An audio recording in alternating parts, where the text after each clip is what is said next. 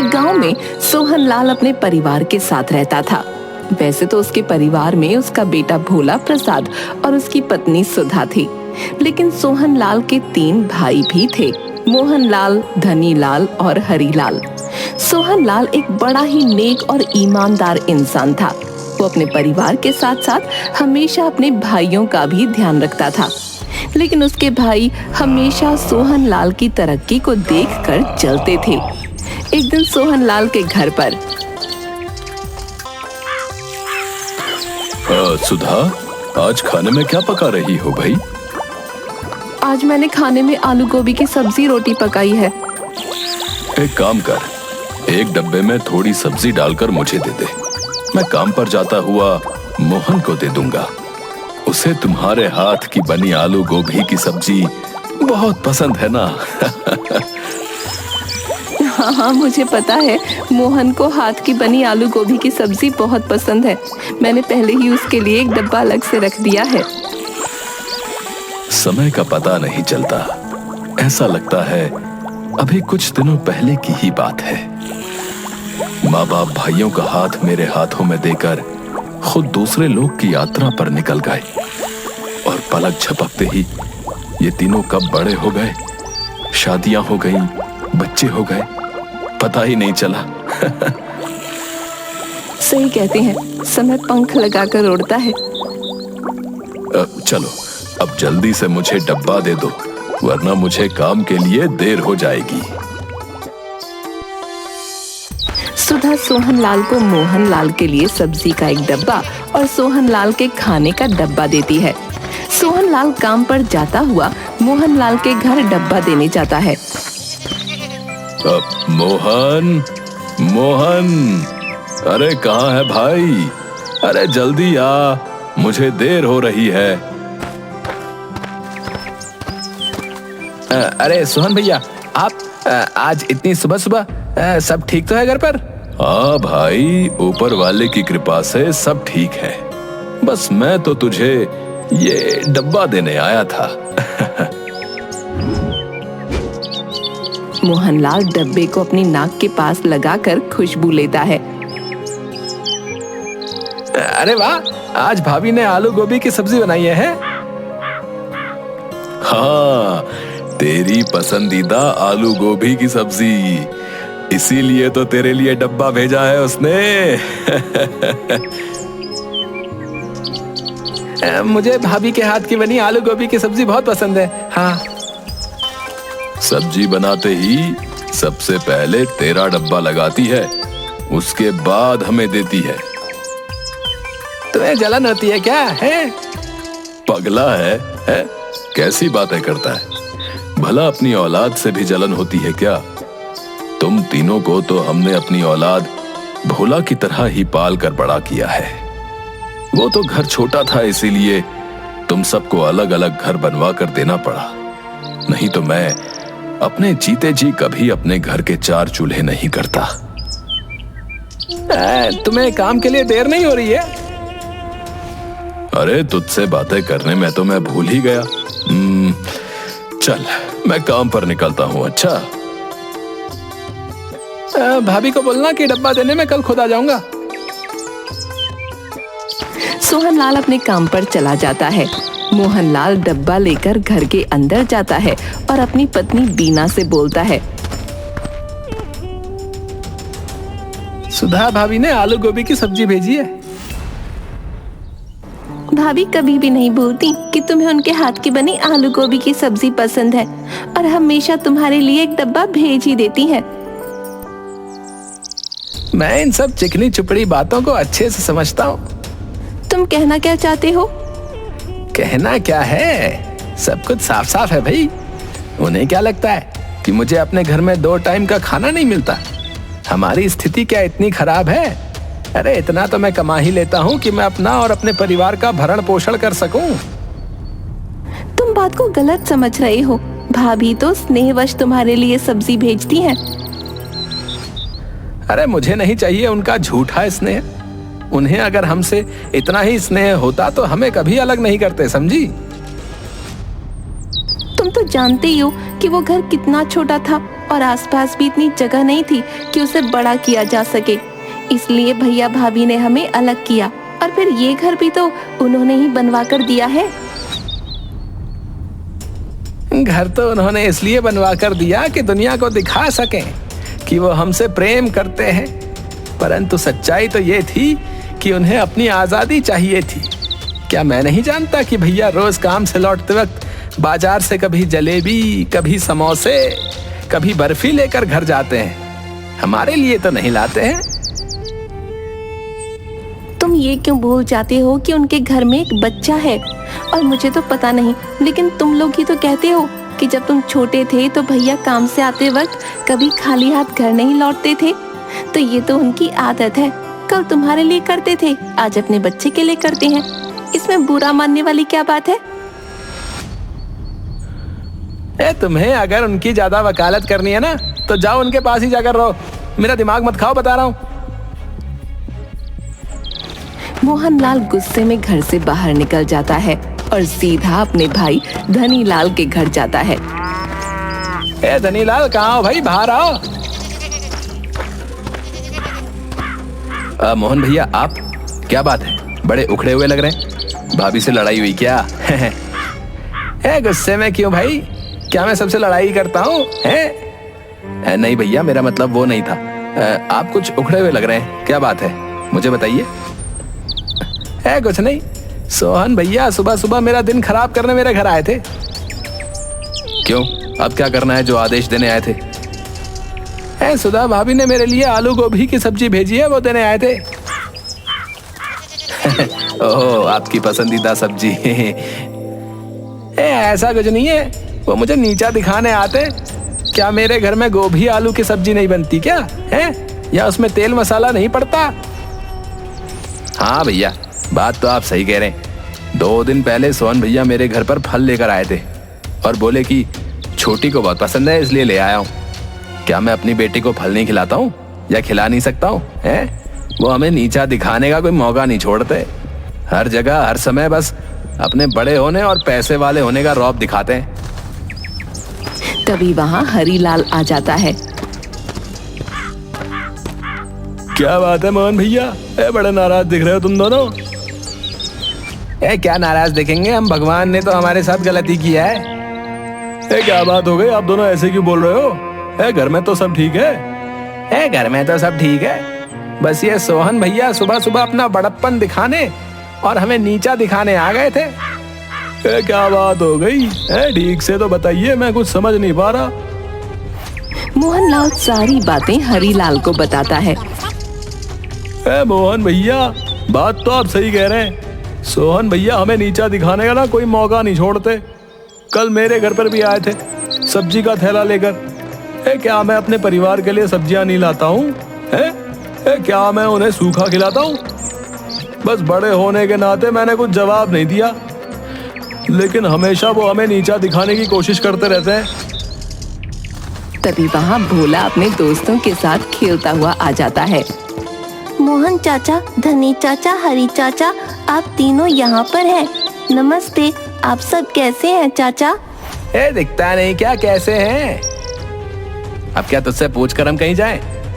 ये भी हम पर रौब दिखाना चाहता है। नहीं चाचा, मैंने तो ऐसा कुछ भी नहीं कहा। आप सब मुझ पर नाराज क्यों हो रहे हैं? चल, पढ़ना लिखना कुछ नहीं है, सारा दिन गांव में आवारापन करता रहता है। चल जा यहाँ से। भोला प्रसाद उदास होकर अपने घर लौट जाता है। क्या बात है बेटा, तू बड़ा उदास है? माँ, आज मुझे चौक पर मोहन चाचा, हरी चाचा और धनी चाचा मिले थे। वो तीनों हमेशा मुझे आंखें ही दिखाते रहते हैं, कभी मुझसे प्यार से बात नहीं करते। ऐसा नहीं है बेटा, वो तीनों तुम्हारी भलाई के लिए ही तुम्हें बोलते हैं। नहीं माँ, पिताजी कितने प्यार से मेरे भाई बहनों से बात करते हैं, परंतु तीनों चाचा मुझसे इतना रूखा व्यवहार करते हैं। नहीं भोला बेटा, तुम जैसा सोच रहे हो वैसा कुछ भी नहीं है। तुम्हारे तीनों चाचा तुमसे बहुत प्यार करते हैं। भोला प्रसाद अपने तीनों चाचाओं का वही रूप देख रहा होता है जो सच होता है, क्योंकि वो तीनों भोला प्रसाद के साथ सच में बहुत बुरा व्यवहार करते थे। समय गुजरता है। सोहनलाल अपने भाइयों पर इसी तरह जान देता रहता है, लेकिन उसके तीनों भाई हमेशा उसे देखकर जलते ही रहते हैं। सोहनलाल जितना नेक दिल था, उसके भाई उतने ही दुष्ट और कपटी थे। एक दिन अचानक सोहनलाल की तबीयत खराब होती है और उसकी मृत्यु हो जाती है। क्रियाकर्म के बाद सुधा और भोला की खबर लेने तीनों भाइयों में से कोई नहीं जाता। सुधा समझ चुकी थी कि भोला प्रसाद उससे जो कह रहा था वो सब सत्य है। माँ, अब क्या होगा? अब तो पिताजी नहीं है, हमारा घर कैसे चलेगा? बेटा, तुम परेशान मत हो। तुम्हारे पिता ने इतना धन रखा है कि मैं तुम्हें एक अच्छी शिक्षा दे पाऊंगी। और रही घर चलाने की बात, तो हमारे पास खेत हैं। उन खेतों में अब मैं सब्जियां लगाऊंगी, उन्हें बाजार में बेचकर पैसे कमाऊंगी। सोहनलाल की मृत्यु को काफी समय हो चुका था। सुधा ने ही पाल पोस कर अपने बेटे को बड़ा किया। एक दिन भोला प्रसाद के चाचाओं ने भोला प्रसाद के घर से उसका प्यारा सुअर का बच्चा चुराया और उसे मार दिया। भोला प्रसाद को पता चला तो वो बहुत दुखी हुआ। बस अब बहुत हो गया। अब मुझे अपने तीनों चाचाओं को सबक सिखाना होगा। उन्होंने जो बुरा व्यवहार मेरे और मेरे माँ बाप के साथ किया है, उसका बदला भी लेना होगा। उसने थोड़ी देर कुछ सोचा और सुअर के बच्चे का सिर काटकर शेष शरीर को दफना दिया। पास के गांव में एक ब्राह्मण रहता था।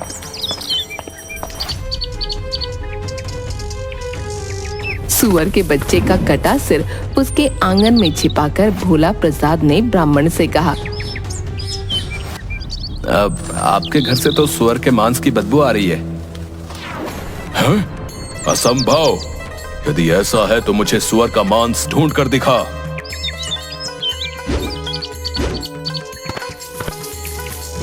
भोला प्रसाद ने सुअर के बच्चे का सिर उसके आगे ला रखा। ब्राह्मण के तो तोते उड़ गए। अब भोला बेटा, मैं तुम्हारे आगे हाथ जोड़ता हूँ। भगवान के लिए तुम ये बात किसी को मत बताना, क्योंकि अगर ये बात गांव में फैल गई तो लोग मुझसे पूजा पाठ करवाना बंद कर देंगे। अब मैं अपना घर परिवार कैसे चलाऊंगा? अब भला मैं क्यों ऐसा करूंगा? आपकी वजह से पूरे गांव का धर्म भ्रष्ट होगा। मैं तुम्हें बहुत सा धन देता हूँ, तुम धन मुझसे ले लो, परंतु इस बात के बारे में किसी से कुछ भी मत बताना। ब्राह्मण ने भोला प्रसाद को बहुत सा धन दिया ताकि वो गांव वालों को उस बात के बारे में ना बताए। भोला प्रसाद ने थैली भर धन लिया और अपने चाचाओं को दिखाकर बोला, पास के गांव वालों ने मुंह मांगे दामों पर सुअर के बच्चे का मांस खरीद लिया। वो लोग तो और भी मांग रहे थे। मैंने कहा कल लाऊंगा। इस बेवकूफ भोला प्रसाद ने तो हमें पैसे कमाने का अच्छा तरीका बता दिया है। हम सब भी अपने अपने और आसपास के सभी सुअर मार कर उनका मांस पड़ोस वाले गांव में ले जाकर बेच देते हैं और उनसे बहुत सारे पैसे कमा ले आते हैं। गांव वालों ने उन्हें सुअर का मांस लिए देखा तो जमकर पिटाई की।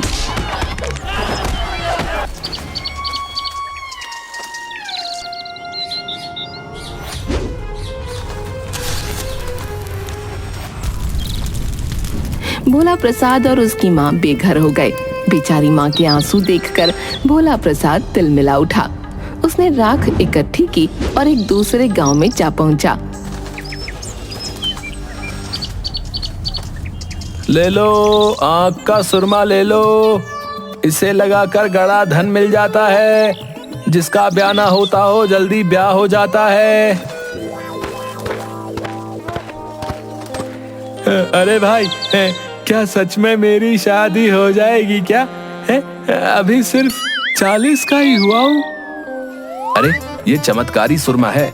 एक बार खरीद कर लगातार सुबह शाम आंखों में लगाओ, फिर शादी के बाद 4 बच्चों के बाप बनोगे। हाँ, लाओ लाओ भाई, जल्दी दो पुड़िया सुरमे की, दे दो। हाथ के हाथ एक थैली सुरमा बिक गया। शेष राख भोला प्रसाद ने छिपा दी।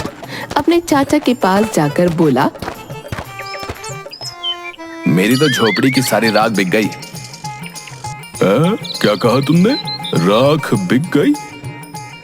हाँ, इसमें क्या शक है? मैं कोई झूठ बोल रहा हूँ क्या? ये देखो, मेरे पास मेरे घर की राख बेचकर कितने पैसे इकट्ठे हो गए हैं। अब मैं बड़े आराम से अपनी माँ के लिए नया और पहले से बेहतर घर बनाऊंगा, समझे? हैं? तुम्हारे घर की सारी राख बिक गई कि कुछ राख बची भी है? नहीं चाचा, सारी राख बिक गई। अगर मेरे पास और राख होती तो मैं और पैसे कमा लाता और अपनी माँ के लिए महल ही बना देता।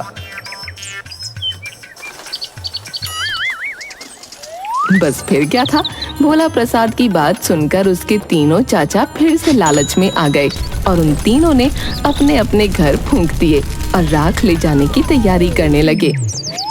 चाचा, आप तीनों उस गांव में जाकर गांव वालों से कहना कि हमें सुरमे वाले ने भेजा है। आपकी सारी राख हाथों हाथ बिक जाएगी।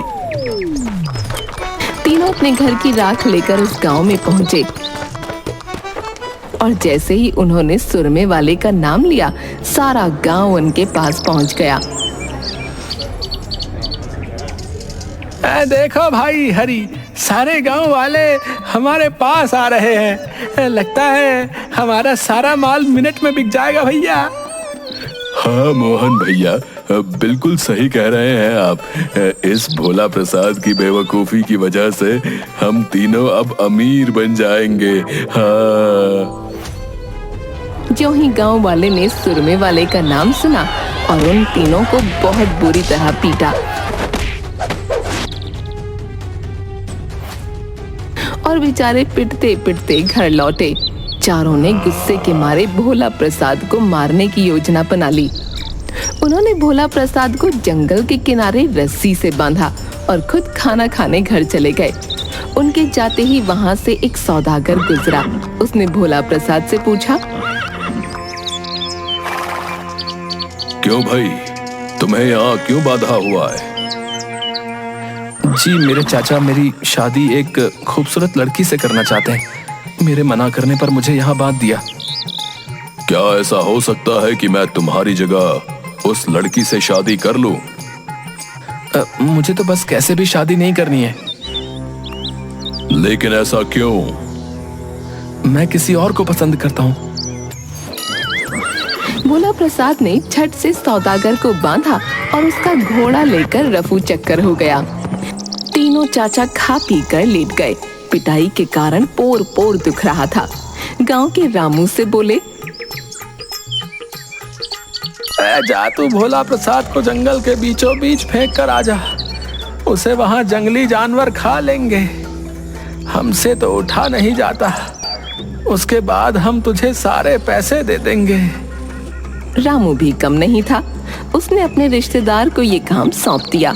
रिश्तेदार ने सौदागर को ही भोला प्रसाद समझकर जंगल के बीचों बीच फेंक दिया। बेचारा सौदागर चिल्लाता ही रह गया। जी काम हो गया। तीनों चाचा मिलकर भोला प्रसाद की मौत की खुशी मनाने लगे। तभी भोला प्रसाद पेड़ के पीछे से घोड़ा लेकर चाचाओं के पास पहुंचा। चाचा, आपके आदमी ने मुझे जंगल के बीचों बीच नहीं फेंका, इसलिए केवल घोड़ा मिला। यदि जंगल के बीचों बीच फेंकते तो शायद बैल, गाय व हाथी भी लाता। खैर, जो मिला उसमें ही खुश हूँ। आप सबका धन्यवाद देने आया था। अब मैं चलता हूँ। तीनों चाचा फिर उसकी बातों में आ गए। भोला प्रसाद को पुचकार कर पूछा, क्या सचमुच जंगल के बीच पशु मिल रहे हैं? और क्या उन पशुओं ने तुम्हें कोई नुकसान नहीं पहुंचाया? हाँ, आप लोग भी ले आओ, जाओ। तीनों चाचा आलस छोड़कर जंगल की तरफ लपके। रामू को भी साथ ले लिया। जंगल पहुंचकर तीनों ने रामू को आदेश दिया,